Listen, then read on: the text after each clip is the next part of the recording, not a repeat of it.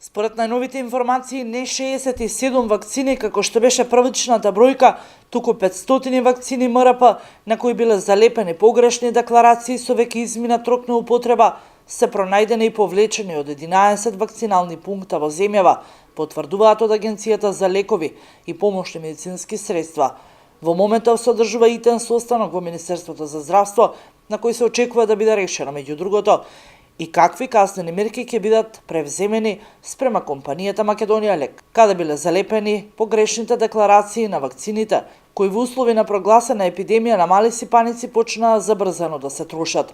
Надлежните уште од првиот ден на овој пропуст тврдат дека сите вакцини против морбили, рубеола и перотит се со добар рок до јуни-јули 2019 година. Агенцијата за лекови денеска треба да ги соопшти и резултатите од истрагата за скандалот со лепењето на погрешни декларации. Се повлекуваат сите 500 вакцини од вкупно 11 вакцинални пункта во земјава со погрешни декларации напишани на македонски јазик, а сите уште еднаш ќе се пребројат и во Министерството за здравство. Станува збор за погрешни лепенки на 1,7% од вкупната количина вакцини кои биле дистрибуирани во здравствените домови. А ќе се проверува и дали со дел од овие вакцини биле вакцинирани некои деца. Сите вакцини се со добар квалитет и безбедни, но фирмата која направи грешката треба да ја плати глобата. Децени од македонската компанија.